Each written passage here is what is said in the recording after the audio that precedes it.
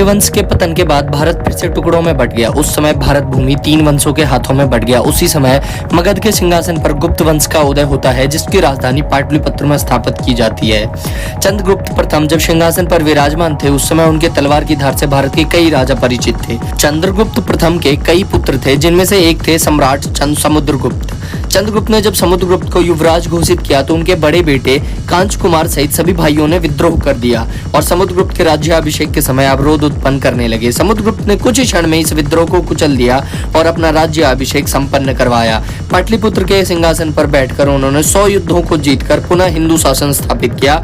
उनके शासन काल को इतिहासकारों ने स्वर्ण युग का नाम दिया है। आइए जानते हैं अखंड भारत का निर्माण कर राम राज्य कैसे स्थापित किया था समुद्रगुप्त विक्रमादित्य ने। ईसा सन 335 को गद्दी संभालते ही अपने सेना नायकों को संपूर्ण भारत जीतने का आदेश दिया, जिस पर सेना नायकों ने पूछा कि यह सब कैसे होगा महाराज। उसी समय सम्राट ने अपने सरदारों को कौटिल्य शासन पद्धति समझाया, जिसके अनुसार शासन करने के 3 प्रकार होते हैं। पहला, धर्मी विजय। राज्य को जीतकर अपना धर्म स्थापित करो, लेकिन राजाओं का शासन यथावत रहने दो तथा हर साल उनसे कर वसूलते रहो। दूसरी पद्धति आती है लोभी विजय, जिसमें शत्रु राज्य को जीतकर उनकी संपत्ति को लूट लो। और तीसरा है असुर विजय, जिसमें शत्रुओं को जीतकर राजाओं को तब तक यातनाएं दो जब तक कि उनका अस्तित्व समाप्त न हो जाए और वो अपना सर आपके चरणों में ना झुका दें।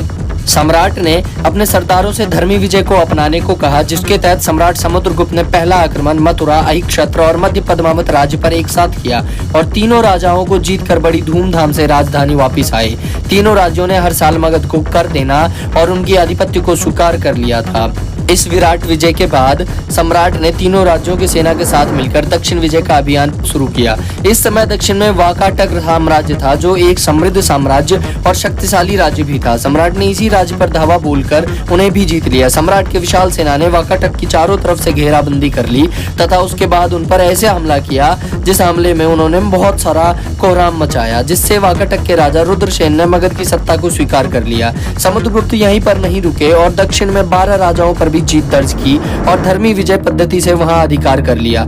सम्राट ने दक्षिण भारत में ऐसा कहर बरपाया कि पश्चिम भारत के राजाओं ने पहले ही पत्र भेजकर सम्राट की अधीनता स्वीकार कर लिया और सम्राट के कोप से स्वयं को सुरक्षित कर लिया। पश्चिमी भारत के 9 राज्यों ने बिना आक्रमण किए सम्राट के अधीनस्थ को स्वीकार किया। सम्राट समुद्रगुप्त जब दक्षिण में अपनी धाक जमा रहे थे तो उत्तर भारत के अधीनस्थ राजाओं ने बगावत कर दिया, जिसके बाद सम्राट ने तुरंत अपनी सेना को आर्यखंड की ओर चलने का आदेश दिया। ये वही राजा थे जिसे सम्राट ने सबसे पहले धर्मी पद्धति से जीता था, लेकिन इस बार समुद्रगुप्त ने आशुरी पद्धति अपनाया और इन राजाओं का समूल नाश करके इनके राज्य पर मगध का ध्वज लहरा दिया और संपूर्ण आर्यखंड में अपने विश्वसनीय सरदारों को तैनात कर दिया गया। संपूर्ण भारत में अपनी विजय दर्ज करके सम्राट समुद्रगुप्त सालों बाद अपनी राजधानी पाटलिपुत्र लौटे और विधिवत रूप से अश्वमेध यज्ञ का आयोजन किया, जहां पुरोहितों ने सम्राट का राज तिलक करके उन्हें विक्रमादित्य की उपाधि से सुसम्मानित किया। संपूर्ण भारत अब सम्राट के अधीन था। इनके बाद सम्राट को कभी युद्धों की जरूरत नहीं हुई। अधीन राज्य कर देकर आज्ञा पालन करके राज्यसभा में अपनी बारंबार उपस्थिति दर्ज कराकर सम्राट की अधीनता स्वीकृत करते थे। सम्राट समुद्रगुप्त ने गंधार, श्रीलंका, अफ्रीका तक हिंदू राष्ट्र स्थापित किया। हिमालय की चोटी से लेकर समुद्र तट तक अखंड भारत का निर्माण किया।